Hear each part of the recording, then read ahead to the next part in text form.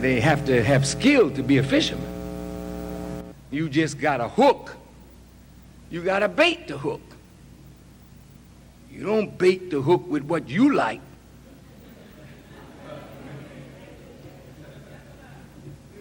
You may like strawberry shortcake. You ain't giving that to the fish. He'll walk right by your little hook. So you bait it with a worm. Fish like worms. You got to know what the fish like. Give it to the fish. You ain't giving it to the fish. You got a hook hiding in the worm. You hope the fish don't see it. You want the fish to see the worm wiggling on the end of the hook. And the fish say, I got a meal. And the fisherman said, me too. That Jesus was up. Come follow me. I'm going to make you a fisher of men. Well, here's the men. Where are you swimming? In the sea of sin. How you doing? I'm fine, baby. You coming out? Not nowadays. I'm happy where I'm at, baby.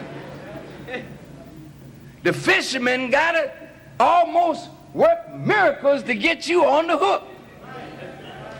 So what do you need? I need money, baby. You do? Good. We'll bait the hook with money then. We'll bait it with good homes. We'll bait it with luxury. Brother Farrakhan is like bait. Yeah. Yeah. You don't see the hook. You see the bait. Go ahead. See, the bait got to look good for the fish. Appealing to the fish. See? I teach wisdom. All of you want to be wise. I demonstrate power because black men are men of power by nature, brother. And that's your problem. You don't have power, but you want power. Huh? By nature, you are productive men. You want to produce things. That's your nature, brother. So I'm giving you a picture of your nature, but I'm bait. Well, you don't see the hook. The hook is Islam. You don't want Islam. No, I don't want to submit my will to do the will of God. Hell no, I want to do my will. But I sure want what you got. Go ahead. But I'm hoping that if you bite the bait, that the hook will get in. Go ahead. And then you start running. You know how the fish runs? You give it a little, you slacken the line, and it start going, boy, and pulling and pulling. Go ahead, brother. We know how you do. We wait till you get tired, and then we just reel you on in. And here you come. Go ahead, brother. But today, we ain't got time to use no one hook.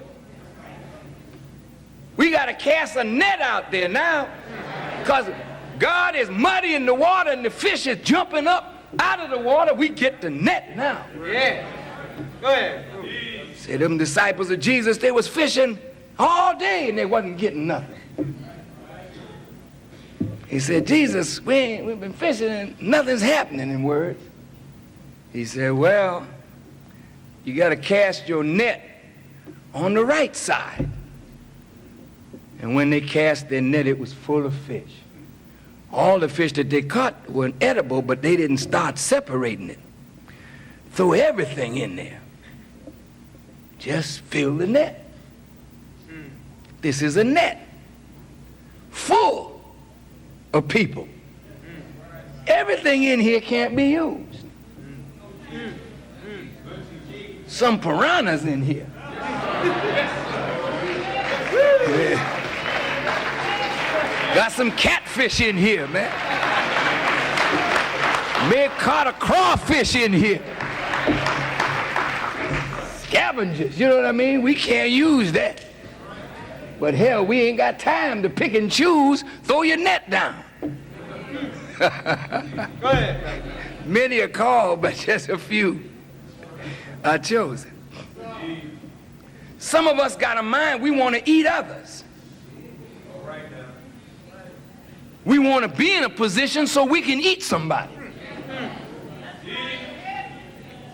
Some of us are big fish that like to eat little fish.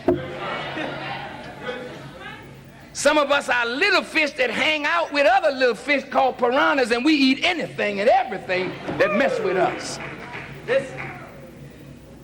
You got some eels swimming around in here, and a few octopus, and some sharks.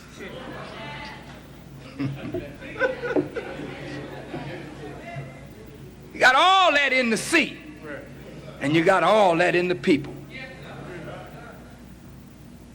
But there's something about that Jesus.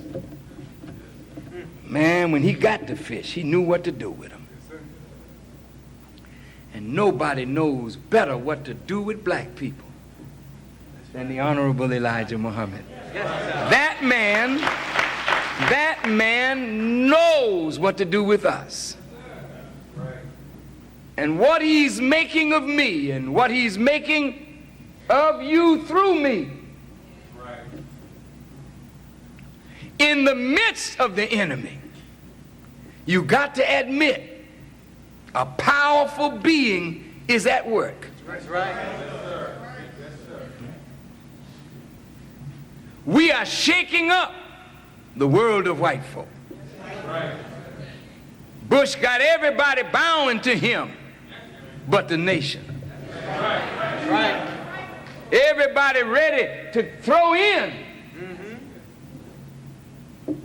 but the nation. A man was inviting me to Africa, and a statement was made that disturbed me,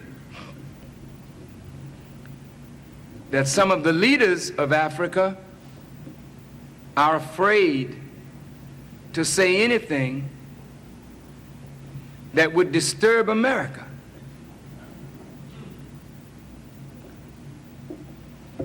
I said, well, can I be secure among people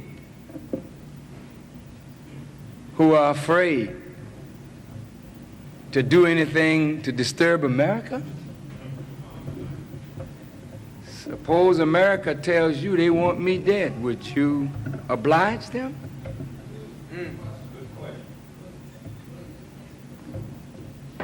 A scared to death black man today can't lead our people. That's right.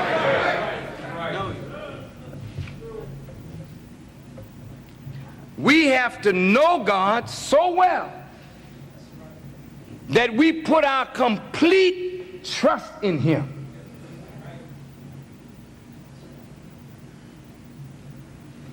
That nothing that comes before us will cause us to tremble and fall away from what we know is right. Yes. Yeah. God says in the Quran, me and me alone should you fear.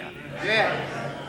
If you're going to fear man as you ought to fear God, then you're lost from the start. But if God and God alone is he whom we fear, then we're free of fear of all his creatures. Yes. We have to practice fearlessness. Fear was never a part of your nature, a black man. I mentioned this Savior's Day. I'll mention it again tonight. Fear was never a part of the nature of black people.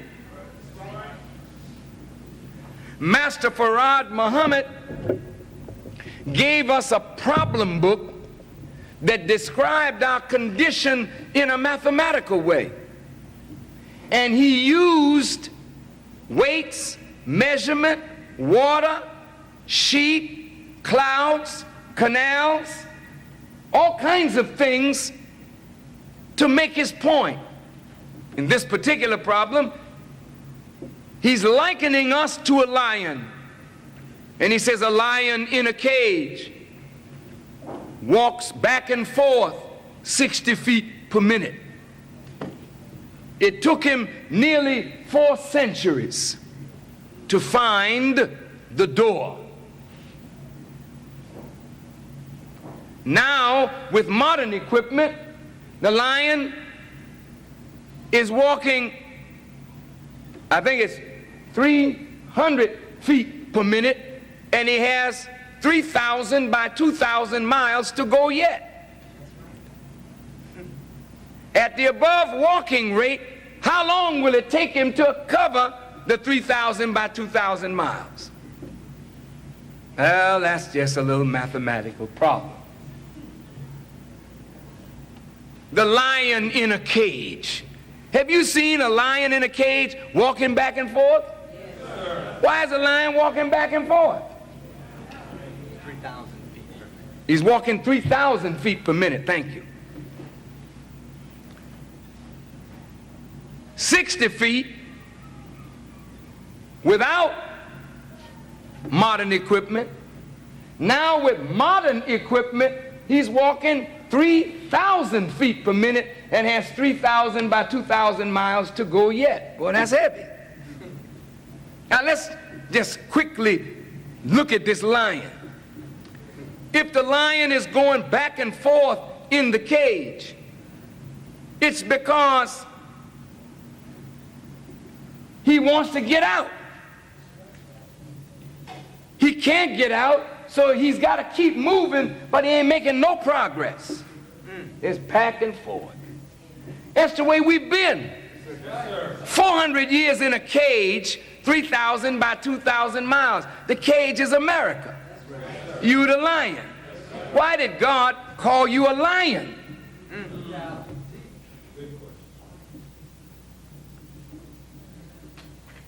When I was in Arizona, my son took me to a place called Out of Africa where they have all these lions. And this big lion, I mean, he was really the attraction. I think he weighed, how many pounds was that lion weighed, son? Yeah, nearly 800 pounds. A lion is a terrible creature. If you get him upset, nobody wants to upset no lion. Some white boy out there went crazy. He was a karate man. And he jumped in the thing with the lion. It was 2 lions in there. He wasn't enough for one of them. And when they found him, you know, he had some of the lion's mane in his hand. But he went into his stance, you know what I mean? And with one swipe, the lion just took his head completely off. Just took his head, man. He was a mess up in there. And he wasn't dealing with an awake lion. He was dealing with one that they had taken as a cub and trained.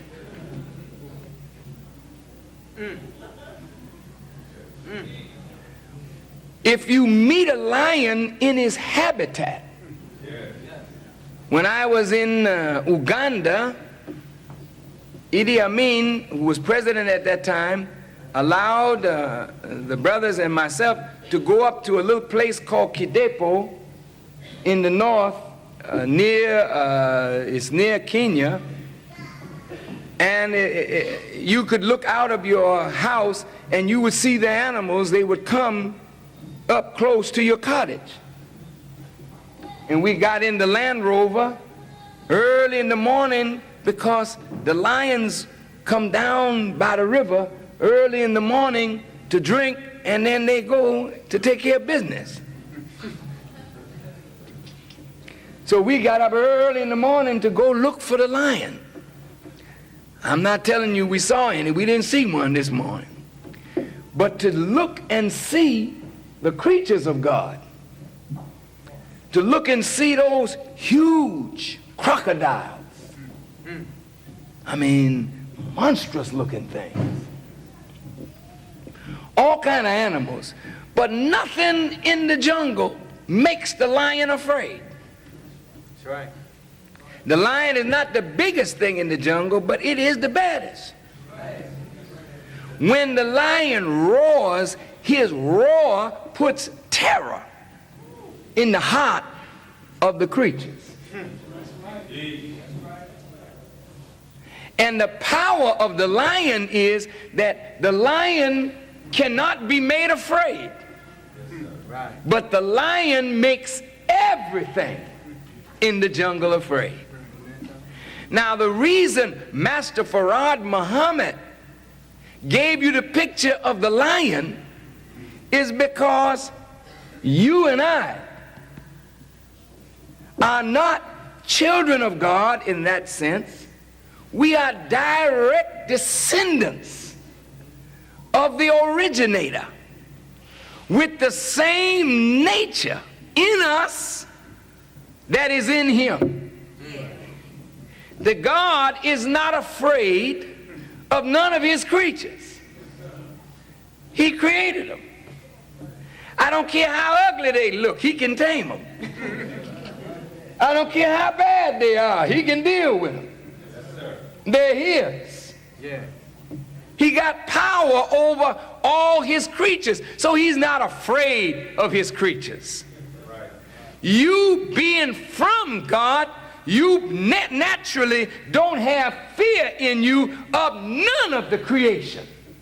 Your fear is only of him who created you.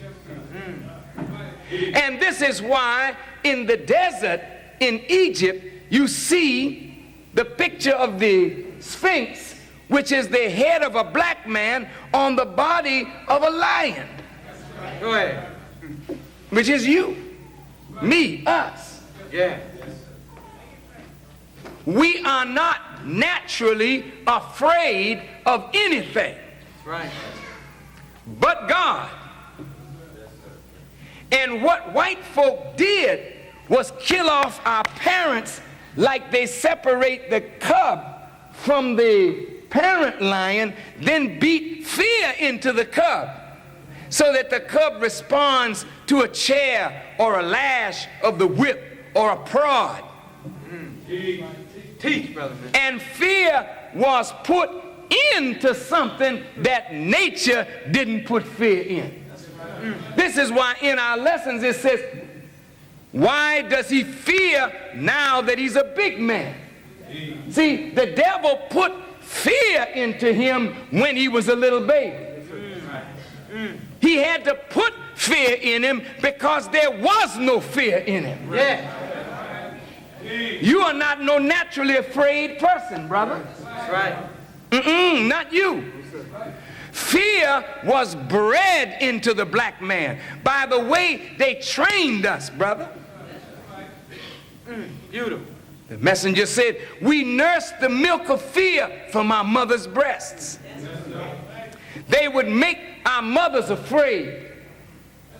And fear produces a chemical reaction in the body. So when we would suck the milk from our mother's breast, we were actually sucking the chemistry of fear. Then the enemy would beat some to make examples of them in the presence of others to put fear into us so that now we grew up afraid of white people. Not afraid of one another, but afraid of white people. Yeah. One white man could come on the corner with his nightstick and say, all right, clear it, clear it.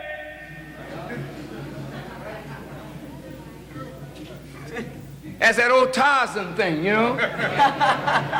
Put one white man in the jungle with all of us, and he beat the hell out of all of us, him and Jane. Brothers, look.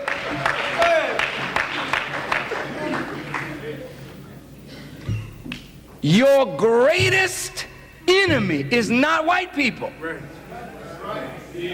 Your greatest enemy is your ignorance and your fear of them. Yeah, right. So God has to remove fear from us in order for us to rise to the challenge of what God wants to put on our shoulders. Go ahead. So you're walking 60 feet per minute because you're scared, man.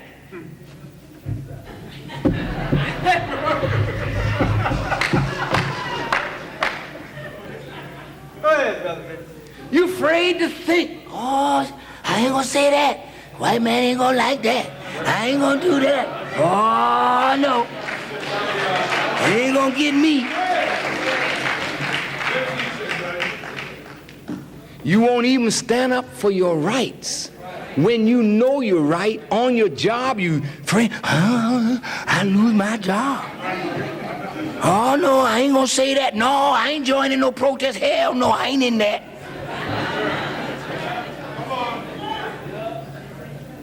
You're just afraid.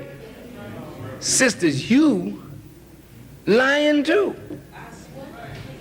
I didn't say you lying. I say you are.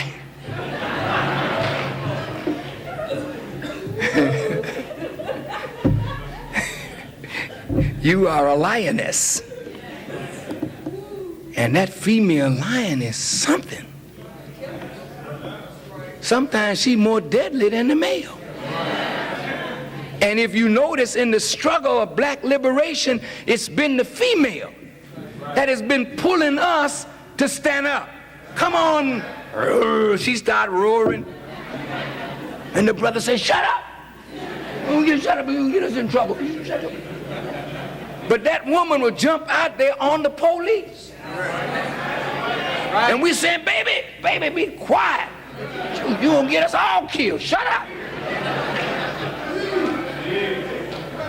And finally, she becomes so bold, she forced us to fight.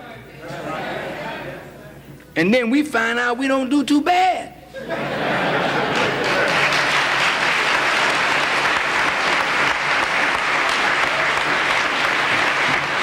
You're a lion walking 60 feet per minute, but now with modern equipment, it took him 4 centuries to find the door. He found the door. Oh boy, there's a door. There's a doorway out. Now with modern equipment, I got the way out. My pace has picked up from 60 feet a minute to 3,000 feet per minute. I'm moving now. And I got 3,000 by 2,000 miles to go yet. How long will it take me to cover the above distance at the above walking rate? Jesus said, I am the door. He who enters in by me will be saved. Jesus is the man to wake up the lion. There's a lion asleep in Judah. Who's going to wake him? It take a lion to awaken a lion. Right. Jesus came to cast out Satan. See? You read there in the book where Jesus is casting 7 devils out of this woman who was possessed of devils. And as the devils were coming out of the woman, they were talking to Jesus. Why are you persecuting us before time? They knew they had to come out, but they thought Jesus was early. Jesus said, no, baby, you coming up out of there, I'm on time. He didn't say it like that, of course, But you understand what I'm saying. Yes, sir. Yes, sir. I said earlier when I first started, a prophet cannot deal with the God of this world. That's right. The historic Jesus was a prophet. The prophetic Jesus that is to come at the end of the world is not a prophet. He's the master of prophets, and God is working in him and through him to defeat the powers of this world. Do you hear me? Yes, sir. So Jesus in the Bible and Muhammad in the Quran are one and the same person. Yeah.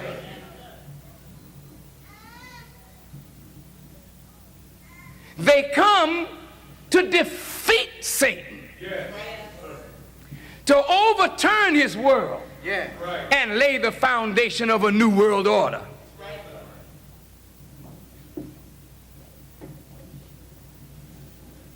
Jesus is the one to wake up the lion. The lion is a king, he just sleep. He hears the voice. See Lazarus in a cave. Jesus said, oh, no, he's not dead. He just sleep. Take me where he is. And all he did was call him. And he heard the right call, the right voice. He came forth right up out of that cave. His hands tied, his feet tied, a napkin on his eye. And Jesus commanded Satan, loose him. Let him go. That's you, man. You're bound, hand and foot. A napkin over your eye. You're a natural lion. But you got so much fear in you, you're walking too slow. Now the door has presented itself. The door is in your midst. Yeah. The doorway out of being a Negro. Yeah. The doorway out of being a colored boy. Yeah. The doorway out of non-production. Yeah. The doorway out of fear and niggardliness and cowardice. Yeah. The doorway out of this back to yourself is the Honorable Elijah Muhammad. It took us 400 years to find the door. What is the modern equipment? Now, in all disciplines, if you notice, technology keeps on improving the equipment used to do certain things. Yesterday they were cutting with a knife, today is a laser. Yes.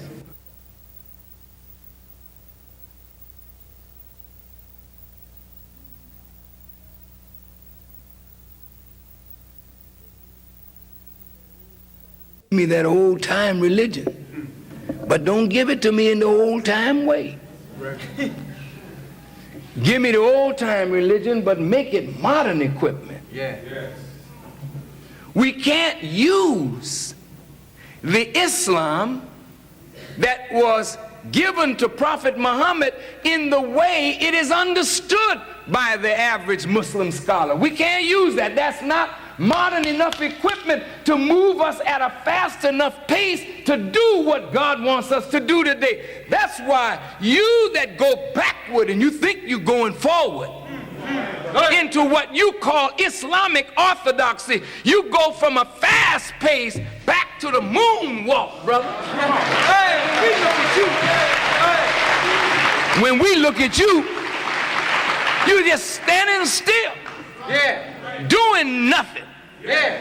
Learning how to pray and speak Arabic, but moving toward the goal of liberation, you're far behind. Yeah. You need modern equipment that will quicken your pace. And the modern equipment is the modern, up-to-date understanding of Islam. Yeah.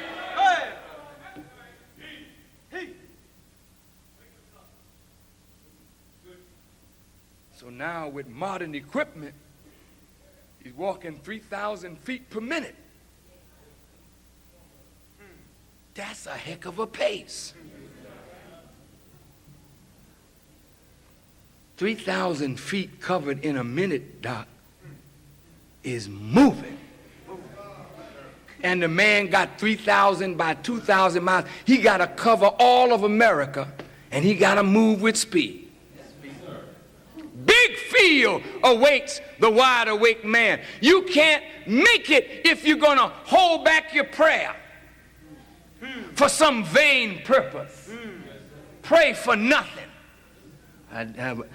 God, can you help me get some Reeboks? God, don't trouble God for no Nike or Reeboks, brother. Don't trouble God for some little cheap thing.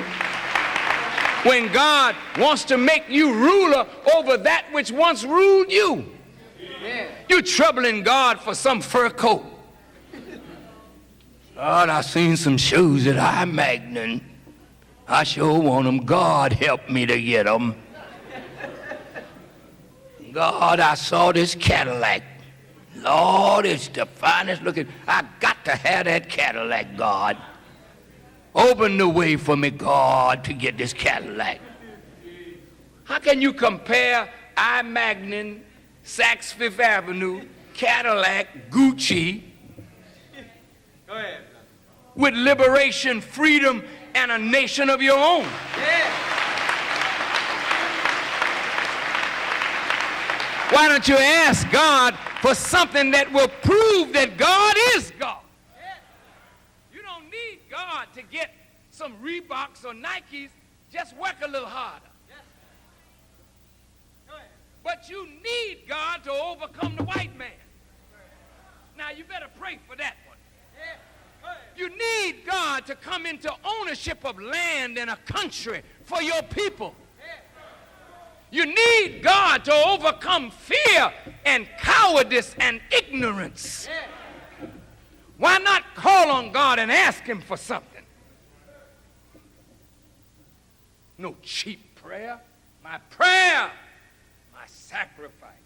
What are you willing to give to see the day when the gods, plural, take the devils, plural, into hell? Yes. I'm ready to give all that I have and all within my power to see that day when we, the gods, Yeah. under the guidance of the Lord of the world, Yeah. can take the devils into a well-earned and deserved hell. Yes, sir. Huh? Look now, your prayer, your sacrifice, your life, what you got now, brother, you don't have nothing. God owns our life. Here's a life that wasn't doing nothing. Yeah. He's the maker, therefore he's the owner. Yes, sir. You didn't hear me? Yes, sir. Why the maker and not the creator? See, when you make something, you take a created thing and refashion it into something that makes you the owner of it. We take paper or wood pulp. We turn it into paper. You've taken the created thing, turned it into a made thing that got your stamp on it. Right. Do you follow what I'm saying? Yes, sir. Here you are like dust. We are like nothing in the white man's world. Here comes God. He says, I'll make something out of you. We come to him as dust. He starts shaping us and makes a man. Well, who owns